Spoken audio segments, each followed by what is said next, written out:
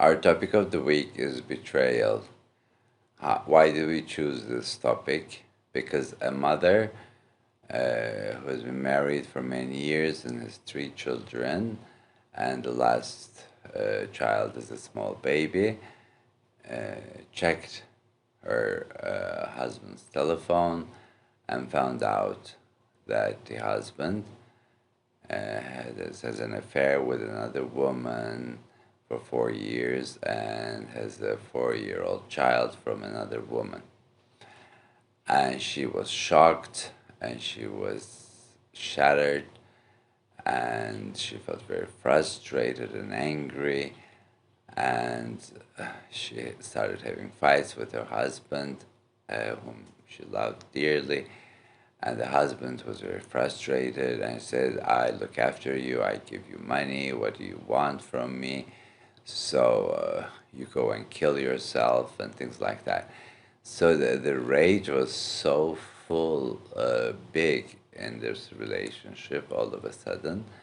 And we tried to soothe this rage and try to help these two people to have better communication. So this is the topic of betrayal. You don't expect, but you feel betrayed and deceived.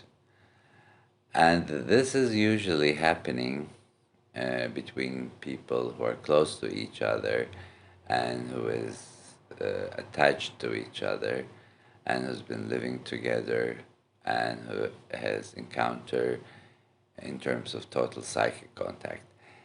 If two people have total psychic contact, betrayal is a part of it because everybody can deceive the other person and can feel deceived by the other person. If you look at the relationship between Carl Gustav Jung and Sigmund Freud, we can see how much they got frustrated in their relationship because they had a very close relationship. They had an encounter in terms of total psychic contact, and they felt betrayed by each other, and their relationship came to an end. It was a rupture, and it was suffering from both sides. But if you look at Sigmund Freud's work, Sigmund Freud doesn't want any total psychic contact in psychotherapy.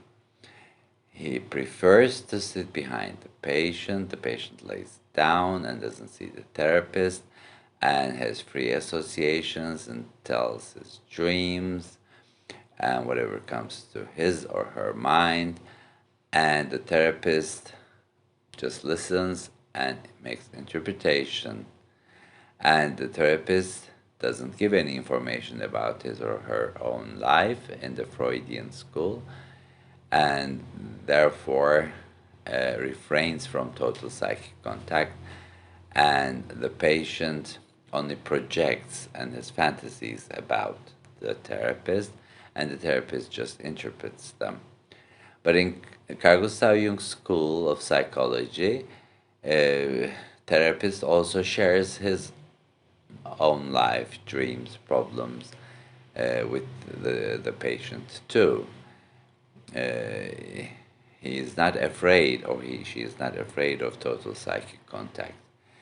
Knows that the dangers of this because there can be a lot of misuse in this. You know, when therapist confesses or talks about his life, and it can be betrayed by the patient. But he or she knows what to do, so he doesn't care about that. So betrayal comes to the surface when you get closer and closer to another person. And in this week, we will write interesting stories, poems, and articles about betrayal, who betrayed us in our lives, in our work, in our families, about among our friends, and whom we betrayed.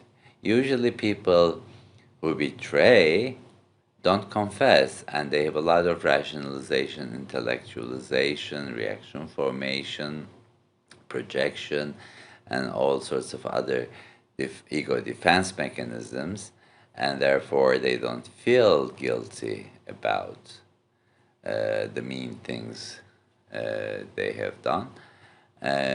But the person who feels betrayed has a want to be healed.